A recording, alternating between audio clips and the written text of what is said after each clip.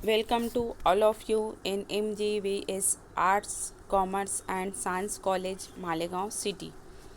Today, my presentation on the topic of vitamins and coenzyme, which is related to paper 6, chapter number 2 and semester 3rd. First of all पहले हम इसका कुछ concept देख लेते हैं कि कंसेप्ट है क्या।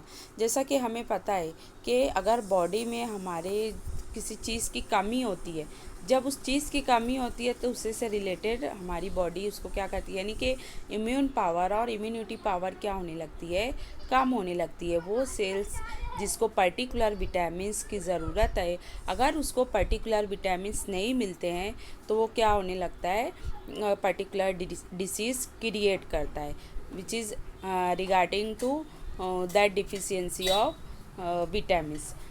विटामिन्स पर्टिकुलर विटामिन्स की कमी ज़्यादती होने की वजह से, उसकी डिफिशियंसी होने की वजह से जो पेशेंट होता है और जो ह्यूमन बीइंग होता है वो सफ़र करता है फ्रॉम डिफरेंट डिसीज़ से।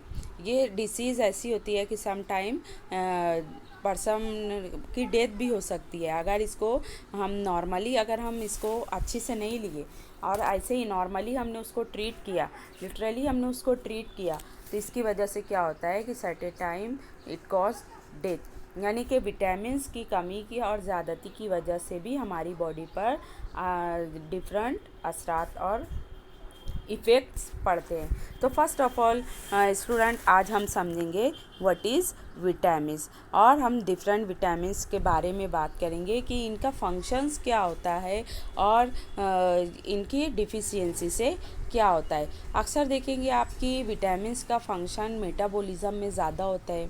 इसी के साथ साथ अगर हम देखेंगे तो बिल्डिंग प्रोसेस में भी इसका ज़्यादा यूज़ होता है और ब्रेक डाउन के भी प्रोसेस में ये ज़्यादा, डाइजेस्टिव सिस्टम में भी इसका इन्वॉल्वमेंट ज़्यादा से ज़्यादा होता है। तो स्टूडेंट, आज हम बात करेंगे व्हाट इज़ विटामिन्स।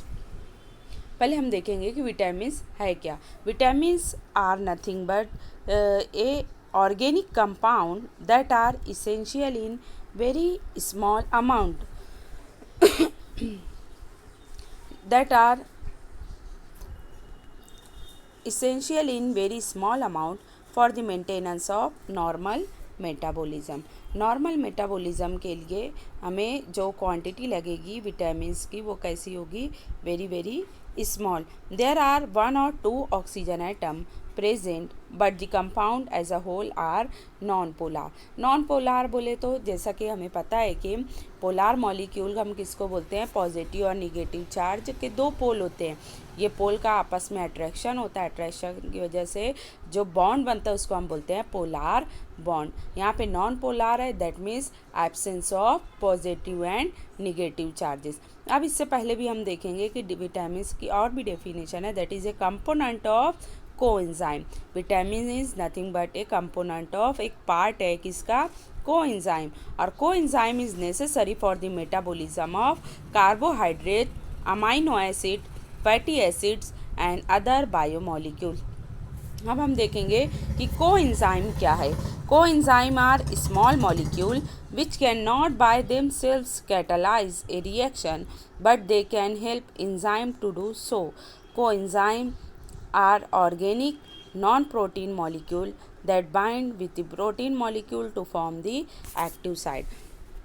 कोएंजाइम क्या है, स्मॉल मॉलिक्यूल है और which can not by themselves catalyse, that means इसकी जो एक्टिविटी है वो कैसी है, it is very very similar to catalyst. That means जैसा कि कैटलिस्ट हमको पता है कि रिएक्शन के प्रोसेस को क्या करता है, बढ़ा देता है, it enhance the reaction rate but it can not involve in it, यानी इसके अंदर इसका इन्वॉल्वमेंट नहीं होता है, बस ये क्या कर देता है, रिएक्शन को इन्हांस कर देता है। सम टाइम इन्हांस कर देता है, सम टाइम इसको क्या कर देता है, कम कर देता है। और सम टाइम इसकी एक्टिविटी कैसी हो सकती है, ये इसकी एबिलिटी होती है कि ये स्टॉप भी कर सकते हैं।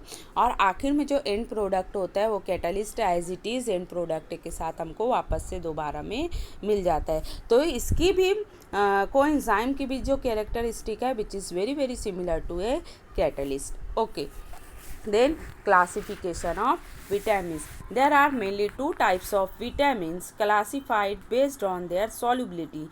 There are water soluble vitamins and fat soluble vitamins. Now we see water soluble vitamins. Water soluble vitamins include carbon, hydrogen and oxygen and may contain sulfur and carbonyl group. They are not stored in body. They are secreted into urine. ये urine के ज़रिए क्या होता है, secrete हो जाता है. और ये बॉडी के अंदर क्या होता है कि ज़्यादा देर तक नहीं रहता. इसके साथ साथ हम देखते हैं कि दे नॉट कॉज टॉक्सिसिटी. ये बॉडी को कोई नुकसान नहीं पहुंचाता. They can not synthesized by body and they are not dietary essential. They are not dietary. ये बॉडी के लिए टॉक्सिक भी नहीं है और इसी के साथ साथ ये बॉडी को सिंथेसाइज करने के लिए भी यूज़ नहीं होता है. देन इसके बाद हम देखेंगे fat soluble vitamins. Fat soluble vitamins they contain carbon, hydrogen and oxygen element. They are stored in the body. They are secreted into faeces. They cause toxicity. They are not synthesized by the body but sometimes synthesized. They are dietary essential. General soluble vitamins are green pasture, green fodder, fish liver oil. Exam point of view से आपको classification हो सकता है, पूछी जा सकती है. और इसी के साथ साथ 1 मार्क में आपको what is the definition of vitamins and coenzyme करके आपको पूछा जा सकता है. Now we can see that a. अब हम देखेंगे 1 बाय 1 के डिफरेंट विटामिन का फंक्शन क्या है और इसकी डिफिशियंसी से कौन सी डिसीज़ होती है. Now we see that vitamin C, it is also called as citric acid. Then its function, it is used as anti stress. इसको किस लिए यूज़ किया जाता है, इसको एंटी स्ट्रेस के लिए यूज़ किया जाता है. Then its deficiency, there is non deficiency in animals. They can synthesized by digestive microbe. ये सिंथेसाइज्ड होता है किसके ज़रिए, डाइजेस्टिव माइक्रोब्स के ज़रिए. Then next vitamin B1.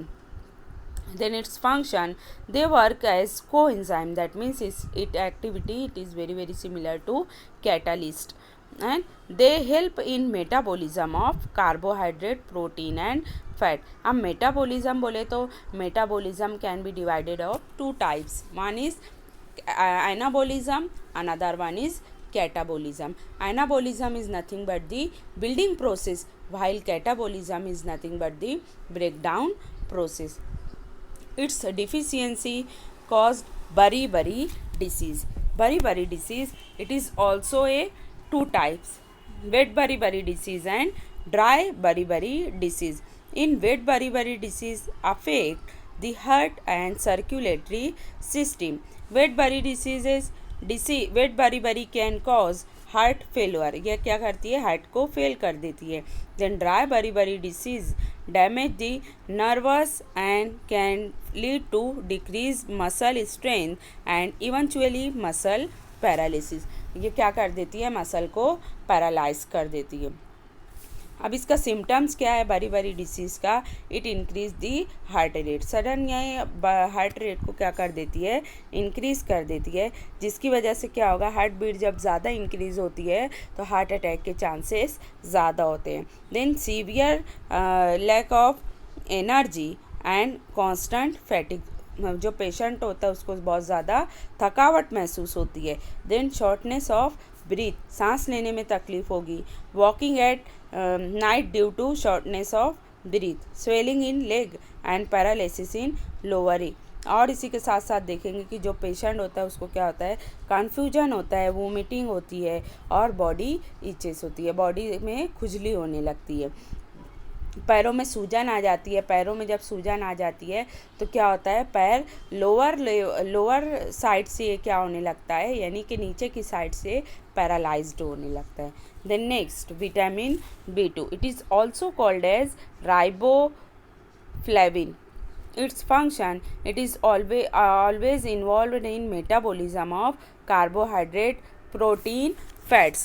Then it is also a It is also involved in the metabolism of protein, fats and carbohydrate. या अभी मैंने आपको बताया कि मेटाबॉलिज्म में दो प्रोसेस होता है, कैटाबॉलिज्म और एनाबॉलिज्म. अब इसमें हम देखेंगे कि जो इसमें इसकी डिफिशियंसी की वजह से जो डिसीज़ होती है कौन सी होती है, डर्माटाइटिस. डर्माटाइटिस में क्या होता है, बॉडी ईचिंग होने लगी, और ईचिंग होने की वजह से बॉडी का टेम्परेचर क्या होता है, हाई हो जाता है. हाई हो जाने की वजह से जो पेशेंट होता है थोड़ी सुस्ती महसूस करता है. Then in poultry it caused curled toe paralysis. Poultry में क्या होता है, जो मुर्गियाँ होती है इनके जो पैर क्या होते हैं, कर्व्ड हो जाते हैं, घूमे हुए होते हैं. Then next vitamin B3.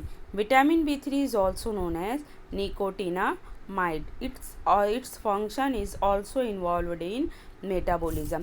ये भी मेटाबॉलिज्म में इन्वॉल्वड होता है.